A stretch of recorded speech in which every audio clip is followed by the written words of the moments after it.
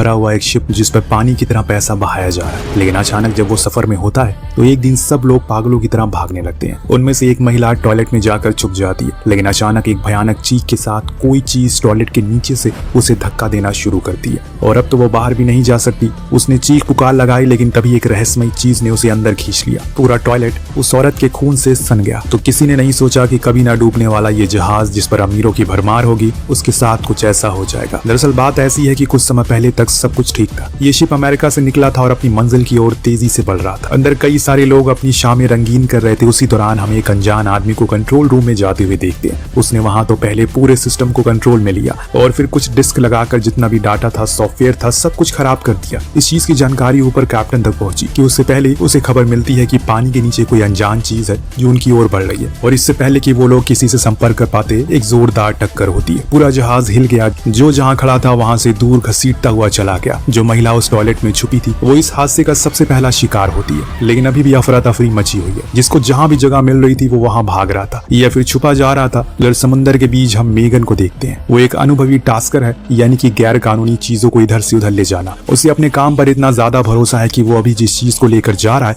उसे पता नहीं है कि वो क्या है, बस उसे रकम सुनी है और काम के लिए हाँ कर दी। लेकिन उसके साथ ही साइलर को जानना था कि आखिर उन बॉक्सेस में ऐसा क्या है जिसके लिए वो हमें इतने पैसे दे रहा है। इस चीज को परखने के लिए वो अंदर गया और चुपके से उन बॉक्सेस में से एक बॉक्स खोल दिया। उसमें एक टॉर्पीडो था और ऐसे वहां कई सारे बॉक्सेस थे, यानी कि उन सभी में ये चीज थी जो देखकर साइलर हैरान था। वो समझ गया कि जरूर कुछ बड़ा होने वाला है, लेकिन इससे पहले वो कुछ और सोच पाता पीछे से एक काला आदमी आकर उसे पकड़ लेता है और खूब मारता है। बाद में वो उसे अपने बॉस के पास ले गया। वहां भी उसकी खूब धुनाई होती है, लेकिन नेगन अपने दोस्त को पिटते हुए नहीं देख सकता और इसीलिए उसने उसे छोड़ने को कहा, वरना वो मिशन को छोड़ देगा। बॉस को समझ में आ चुका है कि अभी नेगन उसके लिए बहुत जरूरी है, इसीलिए उसने अपने आदमियों से उसे छोड़ने को कहा। अब नेगन भी समझ गया था कि ये लोग जरूर कुछ बड़ा करने वाले, इसीलिए वो फौरन अब मंजिल तक पहुंचकर अपने पैसे लेकर यहाँ से निकलना चाहता है। लेकिन रात इतनी हो चुकी है कि ऊपर से इतनी तेज बारिश, उसे आगे दिखाई नहीं। एक लाइफ बोट तैर रही थी, उसने बोट को उसे भिड़ा दिया। इससे एक धमाका हुआ, लेकिन आग टॉर्पीडोज में ना पहुंची इससे पहले इन लोगों ने उसे बुझा दिया। थोड़ी दूर जाने के बाद इन लोगों के सामने एक विशाल शिप खड़ा मिला जिस पर इन्हें कुछ टूल वगैरह मिलते हैं जिससे कि वो अपनी इस बोट को ठीक कर पाएंगे। लेकिन इससे पहले वो वहां तक पहुंचे बॉस के लोग अपनी हथियार निकाल लेते हैं। नेगन समझ जाता है कि इन लोगों की मंजिल यही शिप है,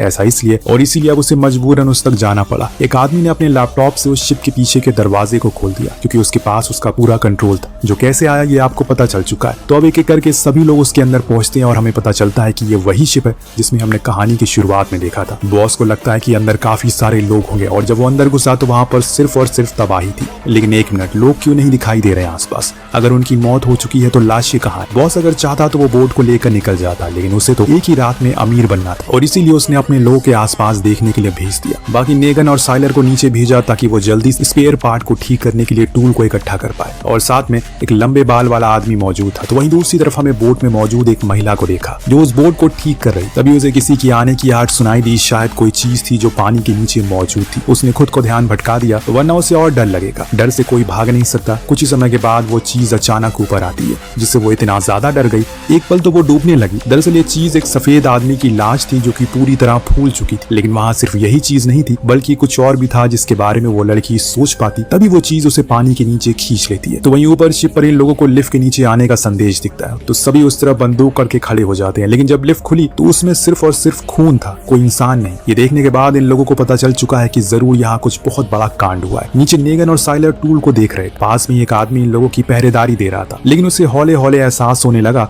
जो पानी उसके पैर तक आ रहा है वो अब घुटने के ऊपर पहुंच चुका है और एक कठोर सी परत बार बार उसके पैरों के किनारे से होकर गुजर रही है। हालांकि वो उसे देख तो नहीं पाता, लेकिन हाँ महसूस जरूर कर पा रहा था। उसने अपने कदमों को आगे बढ़ाना शुरू किया। तभी उसे पानी से उठते हुए बुलबुले दिखी, या फिर यूं कहें कि उसे अपनी मौत दिख गई, क्योंकि उसके बाद हमें वो फिर दिखाई ही नहीं दिया। सिर्फ उसके हथियार जो थे वो उछल कर नेगन के डक्स पर आ गिरे और इसे बड़े बाल वाला आदमी इतना ज्यादा डर गया कि उसे ये लगने लगा ये सब कुछ नेगन करवा रहा है। उसने फौरन अपने बॉस को इस बारे में इत्तला किया, लेकिन वो लोग अलग मुसीबत में थे। बॉस के पास जाकर खुद उन्हें कुछ बताता, वो अनजान शक्ति उसे खींच लेती है। उस जगह के नीले पानी को नेगन लाल होते हुए देखकर समझता है पानी के नीचे कोई ताकतवर शक्ति है जो किसी को भी जीने नहीं देगी, इसीलिए जितनी जल्दी हो सके ऊपर भागो। वहाँ ऊपर हमने जेनी को देखा जिसकी आंखें फूड स्टोर पर खुली गेट लॉक। तो उसे अपनी हेयर क्लिप को यूज करके उसे खोल दिया और जब वो बाहर आई तो वहाँ उसके सामने ये लोग मिले जो उसे पूछने लगे कि वो कौन है। उसने बताया वो कैप्टन की असिस्टेंट है, लेकिन बॉस का माथा भी एकदम गर्म है। उसने उसे धमकाते हुए पूछा कि अभी बाकी लोग कहाँ। इस बीच उसे एक आदमी उसे केस की ले लेता है। दरअसल जेनी कोई असिस्टेंट नहीं बल्कि वो इस शिप पर चोरी करने करने के बहाने आई। किस चीज की वो भी मैं आपको बताता हूँ। जेनी ऐसे में जहाज की तिजोरी को लूटने के लिए आई थी, इसीलिए उसने एक्सेस कार्ड को बड़ी चालाकी के साथ चुरा लिया कैप्टन के पास से।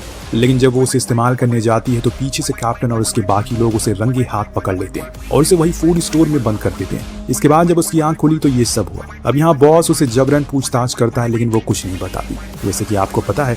पर जैसे ही उसके साइड में खड़ा आदमी उसे वो एक्सेस कार्ड लेकर तिजोरी को खोलता है तो अचानक एक आदमी उस पर हथौड़ी से वार करता है, उसके सर को खोल देता है। इस हमले को इस तरफ खड़े लोग उधर वाले लोगों को गोलियां चलाने लगते हैं, लेकिन बॉस कैप्टन को इस जहाज के मालिक को बचा लेता है जैसे भी करके, क्योंकि उसके वो काम आ सकता है। ये लोग शायद जब हमला हो रहा होगा तो यहाँ आकर छुप गए होंगे। इतने में कहीं से एक चीख सुनाई दी जिसमें कोई कह रहा है, भागो भागो, राक्षस आ चुका है। बॉस को कुछ समझ नहीं आता। इतने में उसका वॉकी टॉकी पर तेज तेज गोलियों की आवाजें आने लगती है। लगता है उधर से जो दूसरी तरफ लोग आए थे तलाशी के लिए वो बड़ी मुसीबत में है। बॉस इन सब में उलझ जाता है और इसी का फायदा उठाकर जेनी वहां से भागकर लिफ्ट में आ गई। उसने सोचा कि वो जल्दी से नीचे से ऊपर चली जाएगी, लेकिन अचानक उसका सामना हो गया नेगन और साइलर से, जो उसी मुसीबत से बचकर भाग रही थी। जेनी उन दोनों को देखकर भाग रही थी, लेकिन नेगन ने उसे समझाया, अभी बाहर हर कदम पर मौत है और इसीलिए तुम यहीं रहो। ऐसा लगता है जैसे मानो कोई लिफ्ट के ऊपर रेंग रहा हो। नेगन चौकन्ना हो गया। उसे पता है कि जो कोई भी ये चीज है वो बेहद ही भयानक है।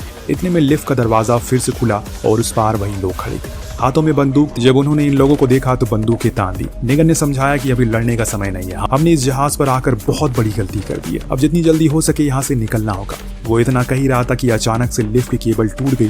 खुशकिस्मती से जहाज ज्यादा ऊंचा नहीं था। जब वो नीचे गिरे तो ज्यादा चोटी नहीं आई। वहां उन्होंने कुछ ऐसा देखा जिससे कि हर किसी को यकीन हो गया नेगन सही कह रहा है। जहां जहां तक इनकी नजरें जा रही है हर तरफ सिर्फ और सिर्फ इंसानों के कटे हुए सर थे, कहीं पर कटे हुए पैर थे। कुछ तो देखकर ऐसा लग रहा है कि मानो उन्हें कई दिन पहले ही मार कर खा लिया हो। पूरा जहाज उस जगह पर लाल हुआ था। इस चीज से ये लोग उभर भी पाए कि इतने में कोई बहुत बड़ी शक्तिशाली चीज उस चीज की लोहे की प्लेट को इतनी तेज दबाव डालती है कि वो धीरे धीरे करके बॉटल की तरह सिकुड़ना शुरू हो जाता है। उसमें से समुद्र का पानी अंदर आने लगता है। इन लोगों ने फौरन अपने कदम पीछे किए।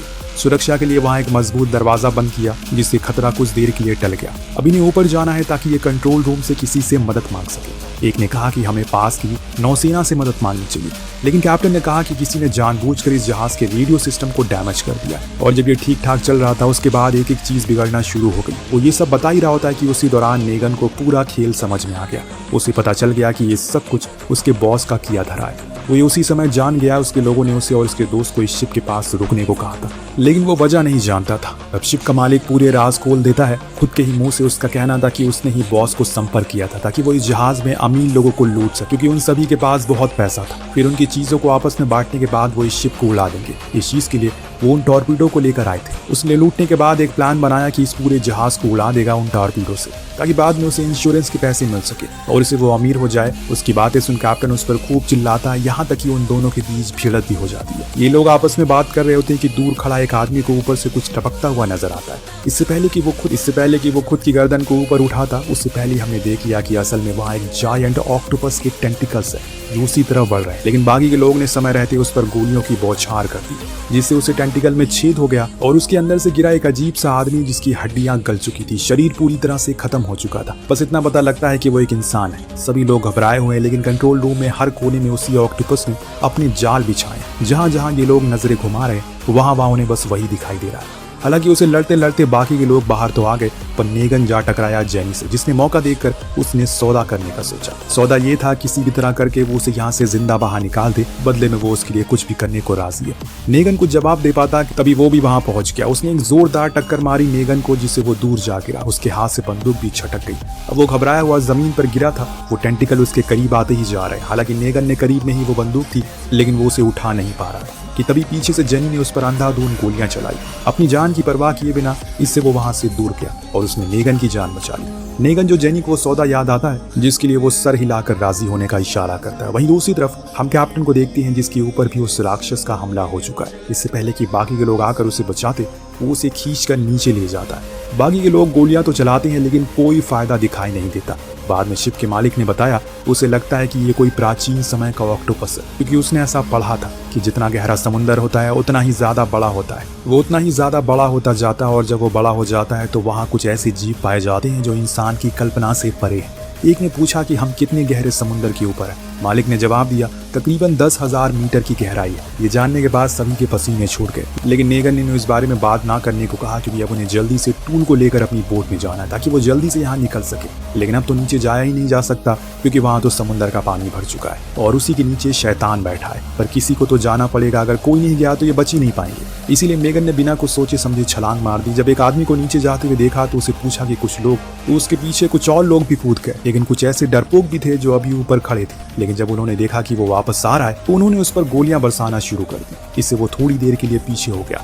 इसी समय का फायदा उठाकर वो भी कूद जाते हैं, लेकिन एक आदमी की किस्मत इतनी अच्छी नहीं थी। वो पानी में ही होता है और पीछे से वो मॉन्स्टर आकर उसे जकड़ लेता है। वो आदमी जाते जाते उसे अपनी मौत का बदला लेने का सोचता है। उसके पास जो ग्रेनेड थे उसने उसे ऑन कर दिया, जिससे तेज धमाका हुआ जिसमें उस आदमी के चीथड़े उड़ गए। लेकिन वो ऑक्टोपस भी काफी जख्मी होता है। अब इससे वो और ज्यादा गुस्सा हो गया और उग्रवादी हो गया। इसीलिए अभी ने अपने हर एक कदम को फूंक कर रखना होगा। जब ये नीचे गए तो वहाँ उन्हें एक आदमी कहता है, हमें यहीं रहकर रेस्क्यू का इंतजार करना चाहिए। नेगन कहता है कि ऑक्टोपस बहुत चालाक होते हैं, जरूर यहाँ तक वो पहुंच सकते हैं। उसके कहने की देरी थी कि वो वहां पर भी पहुंच जाता। उसने पलक झपकते ही एक आदमी को जिंदा निगल लिया और इसीलिए सबने खूब गोलीबारी करी, लेकिन कोई फायदा नहीं हुआ तो वहां से भाग गया। ये सभी आगे बढ़ते हैं। मालिक ने बताया कि इसके आगे एक हॉल है बड़ा सा। वो सब उसी की तरफ बढ़ना शुरू करते हैं, लेकिन जब ये सभी वहां पहुंचते हैं तो हर किसी के खून ठंडे हो चुके थे। वहां हजारों की तादाद में इंसानों की हड्डियां पड़ी थी, जिन्हें देखकर साफ पता लग रहा था कि उस ऑक्टोपस ने सभी को लेकर यही मारा है। इस नज़ारे को देखने के बाद इन सभी के मन में एक ही सवाल आ रहा था, क्या वो जिंदा निकल पाएंगे या फिर इनका ऐसा ही कुछ हाल होने वाला है। अचानक एक तेज आवाज आई जिससे कोई बड़ी टक्कर हुई।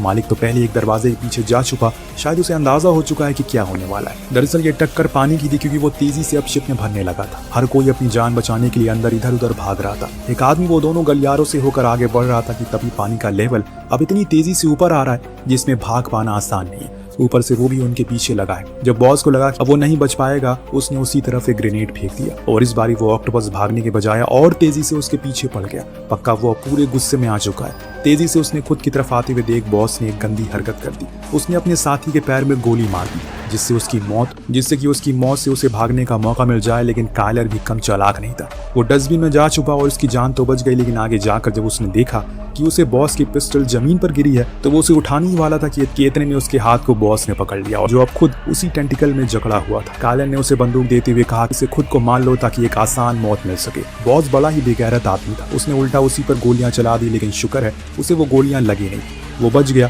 और जब बॉस को समझ में आया कि उसे अब ज्यादा दर्द हो रहा है और तब तक उस पिस्टल में बुलेट भी खत्म हो गई थी, यानी कि अब उसे धीरे धीरे करके इस दर्दनाक मौत को सहना होगा। इधर नेगन और जेरी की किस्मत अच्छी थी, वो दोनों बचकर डेक तक आ गए थे, जहां वो एक लिफ्ट के जरिए नीचे खड़ी अपनी बोट तक पहुंच गए। पर इसे वो ठीक नहीं कर पाए क्योंकि अभी तक उन्हें टूल मिला ही नहीं। इससे और ज्यादा दूर तक वो नहीं जा पाते और इससे दूर तक जाना असंभव है। मेगन सोचता है कि अगर वो इस्तेमाल नहीं कर सकता तो इसका फायदा ही उठा ले। उसने जेरी को वापस से शिप में भेजा ताकि वो एक जेट स्काई को वहां से ले आए। तब तक वो इस बोट के नेविगेशन को कुछ इस तरह से सेट कर देता है जिससे वो थोड़ी दूर जाकर वापस अपने आप मर जाए, फिर आकर इसे शिप से टकरा जाए। ऐसा होने पर जितने भी टॉर्पीडोज हैं वो सब फट जाएंगे और वो ऑक्टोपस भी मारा जाएगा, ऐसा उसे लगता है। देखते हैं कि ऐसा हो पाता है या फिर नहीं। वहाँ काइलर भी आ गया था, उसके साथ ही जो उन टॉर्पीडोज को ऑन कर देते हैं। वहीं दूसरी ओर जेनी, एक जेट स्काई की चाबी उसे मिल जाती है, लेकिन इससे पहले कि वो उसे लेकर वापस आती, जहाज का मालिक उसे पकड़ लेता है और उसे वो चाबी देने को कहता है।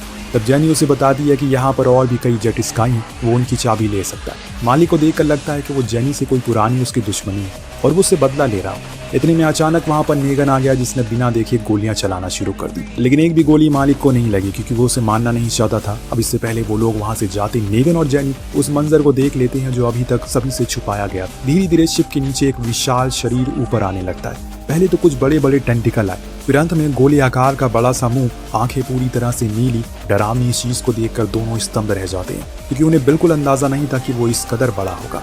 अब इससे पहले वो वहां से भागते टेंटिकल ने उसे पैर को जकड़ लिया, ऊपर खींचने लगा। तभी नेगन ने दिमाग लगाया और अपनी पिस्टल से उस ऑक्टोपस की आंख पर वार किया, इससे वो फूट गई। वो नीचे आ गिरा। अब दोनों जेट स्काई को लेकर भागने लगते हैं। तो वहीं दूसरी ओर मालिक ने जब डेक पर देखा कि बोट जा रही है तो उसे कूद पड़ा, भले ही पैर टूट जाए लेकिन कम से कम उसकी जान तो बच जाएगी। अब राहत की सांस लेते हुए वो केबिन में जा बैठा और खुशी से झूम उठा क्योंकि वो बच गया था। कुछ ही देर में उसे पता चल गया कि ये खुशी के पल सिर्फ कुछ देर के हैं क्योंकि बोट तो पहले से ऑटो पायलट पर सेट है। अब वो तेजी से वापस से शिप की ओर बढ़ रही थी और पूरी स्पीड के साथ वो जाकर टकरा गई उस जहाज से, जिससे तेज धमाका हुआ और सब कुछ तबाह हो गया। जेनी और नेगन जैसे तैसे करके बाहर आ गए, पर उन्होंने जैसा सोचा वैसा ही हुआ। वो ऑक्टोपस उस आग में झुलस कर मारा गया। दोनों उसी जेट स्काई की मदद से समुद्र की लहरों को बचकर एक अनजान द्वीप पर जा पहुंचे। उनके पीछे पीछे कायलर भी पहुंच गया, वो अभी जिंदा बचा हुआ, लेकिन अब इनकी जेट स्काई खराब हो चुकी है। क्या अब इन्हें यहीं पर रहना पड़ेगा? तीनों ही ये सोच रहे थे कि इतने में इन्हें पीछे से एक तेज गुर्राहट की आवाज सुनाई दी, जैसे मानो कोई ऐसा जीव है जो अभी दुनिया से छुपा हुआ है। लेकिन अब उनका सामना इन तीनों से होने वाला है। तीनों की हलक सूख जाती है। भला उस ऑक्टोपस से बड़ा क्या ही हो सकता है? वो चीज क्या थी किसी को नहीं पता। और इसी सस्पेंस के साथ कहानी यही खत्म होती है।